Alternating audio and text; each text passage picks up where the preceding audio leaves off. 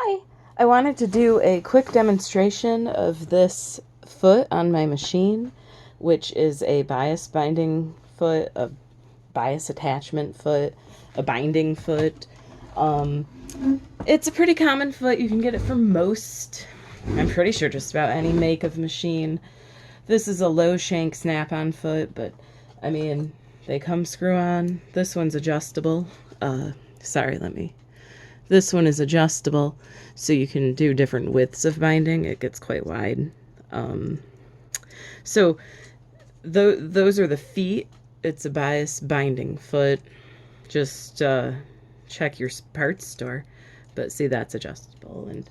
And so the reason that adjusts is because there's a lot of different sizes of binding. You can cut it any size you want.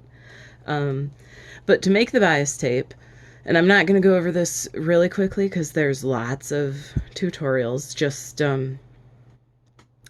Google continuous bias binding, cutting continuous bias binding, and you'll get a little diagram for how to cut a yard of fabric into a big length of bias.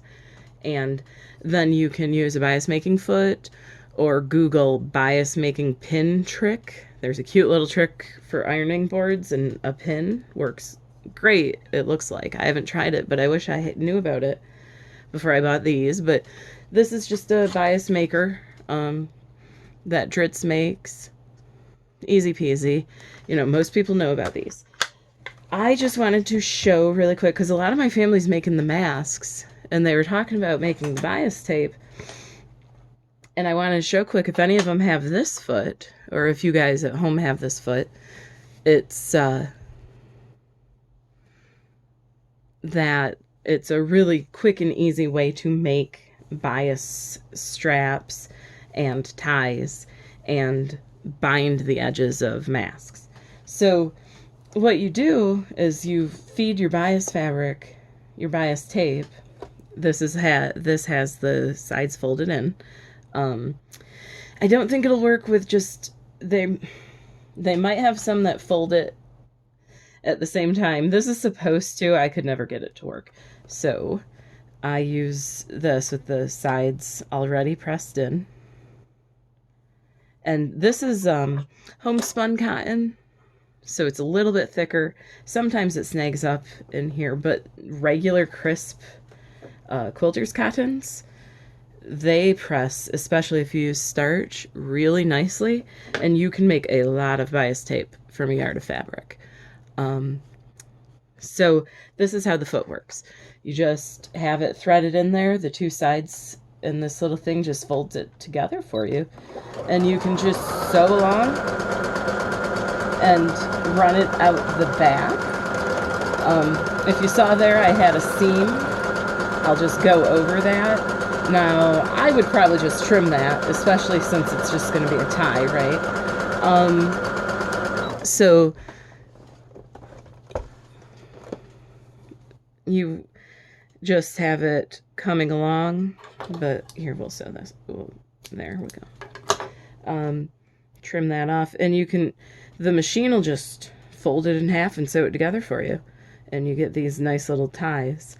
So you can just let the machine do that much, and when this tie is as long as you like it to be, you insert the fabric. There's a little spot in the center where the fabric goes, and you just get that corner of the fabric in there. And I'm going to turn my speed down and let this crawl a little so I can just get that. Oh, see? Because you want to just get that fabric grabbed up in there with that bias tape, and the bias tape will carry it along. And then once the stitching has it, it'll just be part of what's running along with the feed dogs under the machine.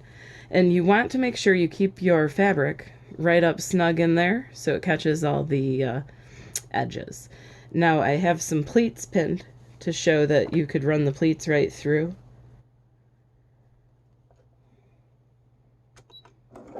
Oh, let's turn on. And it helps. You can use your pins to keep things even as you go, or if you have a bodkin or a pointy tool. And then you want to make sure you keep your bias going through evenly, and you have your pleats running through.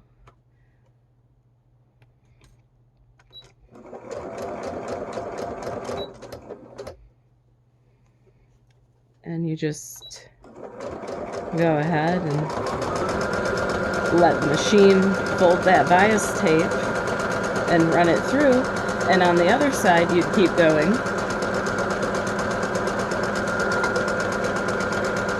And you have a tie on the other side. Now let me trim this off back here.